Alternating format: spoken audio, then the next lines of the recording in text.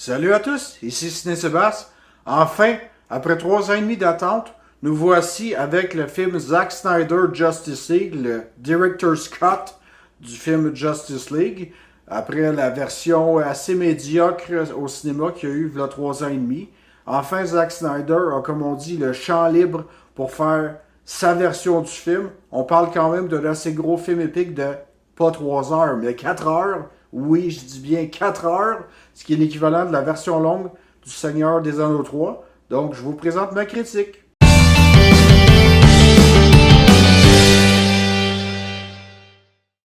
Zack Snyder's Justice League est le troisième film de la trilogie Snyderverse. Zack Snyder nous a offert les deux très bons films L'Homme d'Acier et Batman contre Superman. Et même si ces deux films-là ont eu un accueil mitigé, on était tous pour se dire, bon, ok, on va avoir un film de la Justice League qui dure 4 heures, mais à combien que c'était pour être différent de la version cinéma qu'on a eue? On n'oublie pas, la version cinéma en tant que telle, celle qui est sortie en novembre 2017, durait seulement que 2 heures.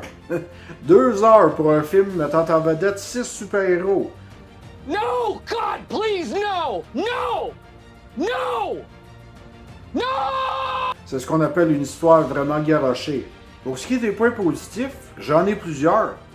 Tout d'abord, je ne connais pas vraiment grand-chose sur la Justice League, mis à part les super-héros et mis à part le film cinéma et la version longue. Je n'ai jamais vu aucun des films de la Justice League fait en animation. Je n'ai lu aucune BD.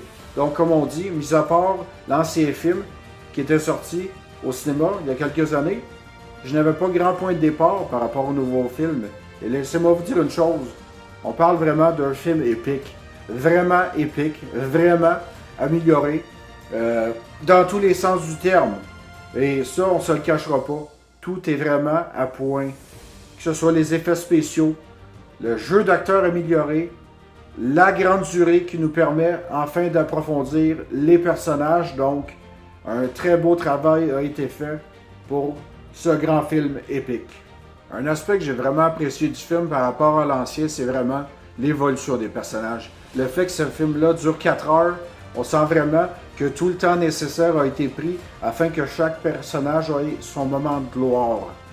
Que ce soit Batman, que ce soit Wonder Woman, Aquaman, et pour moi, les 3 performances de choix, c'est vraiment Superman, où on le voit vraiment sous son meilleur jour, et également Flash et Cyborg, qui m'ont beaucoup, mais vraiment surpris, tellement que j'ai vraiment hâte de voir le film de Flash qui va sortir d'ici 1 an ou 2. Et oui, j'espère de tout cœur qu'il va réaliser une télésérie ou un film mettant en vedette notre cher Cyborg, parce que celui-ci est vraiment le point central, le cœur du film, si on peut dire. Une autre chose que j'ai beaucoup apprécié, c'est vraiment par rapport à l'aspect ratio, le format de l'image. Au lieu que le film soit tourné en cinémascope avec des bandes noires ou en format 16:9, le film a été opté pour le format 4:3 plein écran. Étant donné que je suis quelqu'un qui a écouté beaucoup de VHS dans sa jeunesse et des DVD en plein écran, pour moi, ça ne cause pas un problème. C'est sûr, ça prend un peu de temps d'adaptation, mais c'est une bonne chose parce qu'en tant que tel, mis à part les bandes noires du côté gauche ou du côté droit, il n'y a pas vraiment de coupure, donc on voit vraiment l'image pleine. Et on voit vraiment chaque super-héros dans sa grandeur, donc je trouve que c'est un choix très intéressant, même pour une grosse production qui a coûté beaucoup, mais beaucoup d'argent. Pour ce qui est des effets spéciaux, attendez de voir le design de Steppenwolf. Vous ne serez pas déçus. Ce méchant-là est vraiment intimidant. Même chose pour Darkseid et Desaad. C'est des très belles créations en CGI. Pour la première séquence d'action avec Steppenwolf et les Amazones, c'est vraiment à couper le souffle. Il est méchant, il est intimidant. Et oui, la Ligue des Justiciers a un adversaire de renom, donc c'est vraiment super.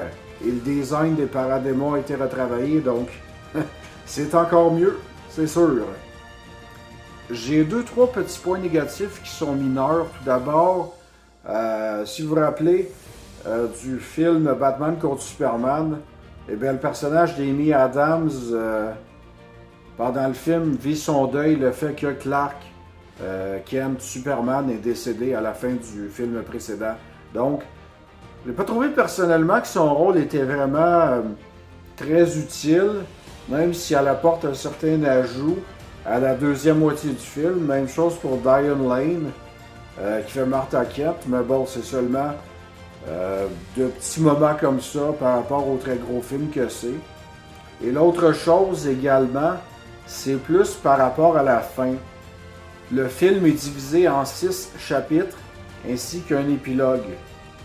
C'est beaucoup, 4 heures, mais ce qui me frustre là-dedans, c'est vraiment pour l'épilogue.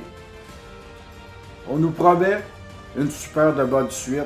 Il y a certains personnages qui reviennent. Certains nouveaux personnages font leur apparition. Ce qui est dommage là-dedans, c'est que pour le moment, Warner Media, Warner Brothers n'a pas confirmé vouloir faire de suite à Justice League 2 et Justice League 3. Même chose pour le film de Cyborg. Bon, c'est décevant, mais c'est comme ça. Et si c'était pour être la version finale de Zack Snyder, si c'était pour être son opus Deum, son grand opus, ben, faut le prendre comme que c'est sûr. Donc, fan, tant qu'il n'y a pas de confirmation, ben, moi je ne croirais pas aux suites de Justice League, mais j'ai été très servi par ce film-là. Ça, il n'y a pas de doute. Voici mon avis final sur le film. C'est peut-être pas mon film préféré de Zack Snyder. Celui-là revient à 300 et au film Watchmen des Gardiens. Mais d'avoir un film épique de même pour avoir dans le fond une durée pratiquement, façon de parler, illimitée, un budget pour finir, un grand film épique, et bien dans ce cas-là, ça a mon respect. Monsieur Snyder, si c'est votre dernier film qui est adapté d'une bande dessinée ou votre dernier film de super-héros et c'est votre film de départ, eh bien je vous dis bravo. Excellent travail. Vous avez fait un travail colossal. Je suis sûr que votre fille, Autumn Snyder, aurait été très fière de vous. Donc, mesdames et messieurs, manquez surtout pas ce film-là. Chaque minute vaut le coup. Comme note finale, je lui donne la note de 8.5 sur 10. Vous ne serez pas déçus. Fan de DC Comics, de films épiques, de films de super-héros. Et je serais même prêt à dire ceci, que ce film-là met à terre certains films de Marvel Studios, dont Iron Man 2 et 3, Captain Marvel, les 2 premiers Ant-Man. Ce film-là se font littéralement dévorer à plate couture par Zack Snyder Justice League. Donc, je vous dis, bon visionnement. Si vous le regardez une shot en 4 heures, vous avez mon respect. Sinon, allez-y comme vous voulez, ça, il n'y a pas de problème. Ici Ciné Sébastien qui vous dit Movie Power. J'espère que vous allez apprécier ce film. J'espère que vous avez adoré cette critique. N'hésitez pas à mettre un pouce en l'air, un petit commentaire, partager cette critique. Bye bye!